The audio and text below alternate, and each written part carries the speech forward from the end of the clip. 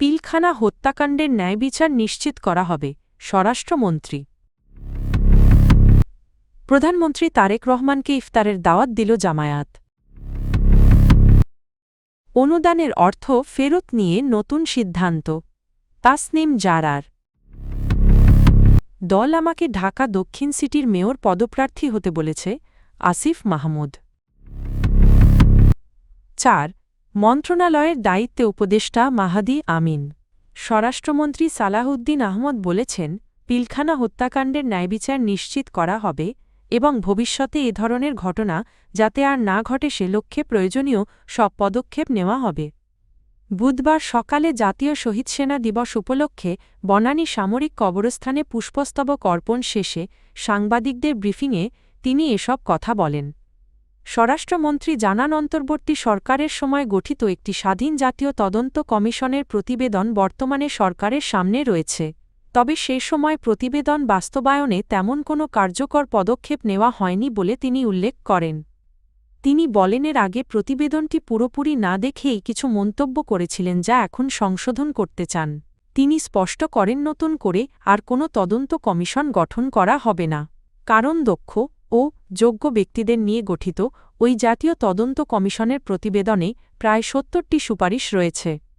সালাউদ্দিন আহমদ আরও বলেন, পিলখানা হত্যাকাণ্ডের যেসব মামলা বিচারাধীন রয়েছে, কিছু আপিল পর্যায় এবং কিছু আপিল বিভাগের বিচারাধীন, সেসব মামলার বিচারিক প্রক্রিয়া সম্পন্ন করা হবে। পাশাপাশি প্রতিবেদনে থাকা অন্যান্য সুপারিশ ধাপে ধাপে বাস্তবায়ন করা হবে বলেও জানান তিনি। প্রধানমন্ত্রী তারেক রহমানকে সপরিবারে ইফতার মাহফিলে আমন্ত্রণ জানিয়েছে বাংলাদেশ জামায়াতে ইসলামী। আগামী ২৮শে ফেব্রুয়ারি আয়োজিত ওই ইফতার মাহফিলে উপস্থিত থাকার বিষয়ে আগ্রহ প্রকাশ করেছেন প্রধানমন্ত্রী। বুধবার সচিবালয়ে প্রধানমন্ত্রীর সঙ্গে সৌজন্য সাক্ষাৎ করেন বাংলাদেশ জামায়াতে ইসলামীর সেক্রেটারি জেনারেল মিয়া গোলাম পরোয়ার। এ সময় আনুষ্ঠানিকভাবে প্রধানমন্ত্রীর হাতে ইফতার মাহফিলের দাওয়াতপত্র তুলে দেন তিনি। সাক্ষাৎ শেষে সাংবাদিকদের মিয়া গোলাম পরোয়ার বলেন, মাহে রমজান উপলক্ষে আগামী ২৮শে ফেব্রুয়ারি বাংলাদেশ জামায়াতে ইসলামীর ইফতার অনুষ্ঠানের আমন্ত্রণ জানাতেই তারা প্রধানমন্ত্রীর সঙ্গে সাক্ষাৎ করেছেন। তিনি জানান, প্রধানমন্ত্রী দাওয়াতটি আন্তরিকতার সঙ্গে গ্রহণ করেছেন এবং অনুষ্ঠানে উপস্থিত থাকার আশ্বাস দিয়েছেন। জামায়াতের আমিরের পক্ষ থেকে প্রধানমন্ত্রীকে তার স্ত্রী ও কন্যাসহ সপরিবারে অনুষ্ঠানে অংশ নেওয়ার অনুরোধ জানানো হয়েছে বলেও উল্লেখ করেন তিনি। ত্রয়োদশ জাতীয় সংসদ নির্বাচনে স্বতন্ত্র প্রার্থী ডা তাসনিম জারা নির্বাচনী তহবিলে পাওয়া অনুদানের অর্থ ফেরত দেওয়ার ঘোষণা দিয়েছেন।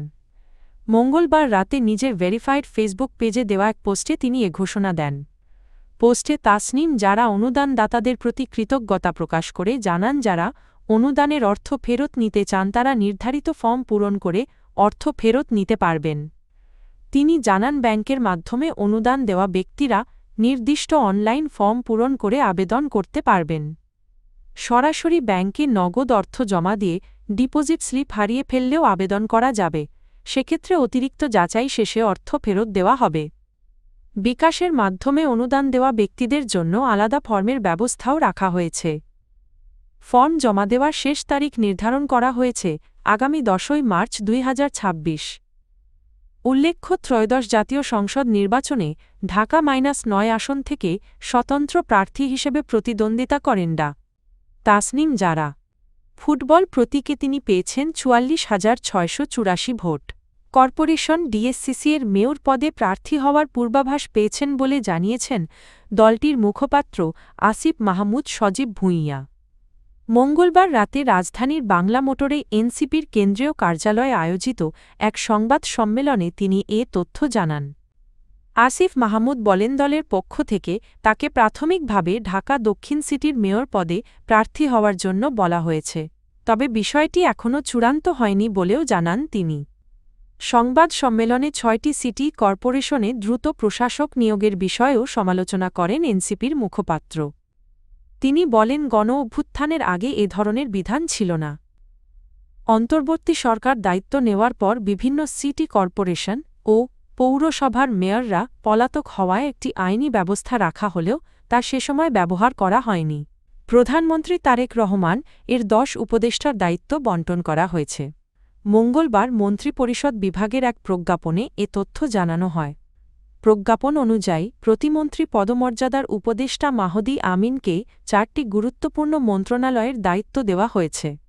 এসব মন্ত্রণালয় হল শিক্ষা মন্ত্রণালয়, প্রাথমিক ও গণশিক্ষা মন্ত্রণালয়, প্রবাসী কল্যাণ ও বৈদেশিক কর্মসংস্থান মন্ত্রণালয় এবং শ্রম ও কর্মসংস্থান মন্ত্রণালয়। মাহদী আমিন বিএনপির কেন্দ্রীয় নির্বাচন পরিচালনা কমিটিতে গুরুত্বপূর্ণ দায়িত্ব পালন করেছেন এবং দলের মুখপাত্র হিসেবেও দায়িত্বে ছিলেন। তিনি দক্ষিণ এশিয়ার আর্থসামাজিক উন্নয়ন নীতিমালা নিয়ে উচ্চশিক্ষা ও গবেষণার সঙ্গে সম্পৃক্ত। তারেক রহমান বিএনপির ভারপ্রাপ্ত চেয়ারম্যান থাকাকালে শিক্ষা ও গবেষণা উপদেষ্টা হিসেবে দায়িত্ব পালন করেন তিনি। 2024 সালে বিএনপির ফরেন অ্যাফেয়ার্স অ্যাডভাইজরি কমিটির সদস্য হন মাহদী আমিন। উপদেষ্টা হিসেবে দায়িত্ব পাওয়ার পর মঙ্গলবার নিজের ফেসবুক পোস্টে প্রধানমন্ত্রী তারেক রহমানের প্রতি কৃতজ্ঞতা প্রকাশ করেন মাহদী আমিন। তিনি বলেন, শিক্ষা ও কর্মসংস্থানের সঙ্গে সংশ্লিষ্ট 4টি মন্ত্রণালয়ে দায়িত্ব অর্পণ করায় প্রধানমন্ত্রীর প্রতি তিনি গভীর কৃতজ্ঞতা ও ধন্যবাদ জানান।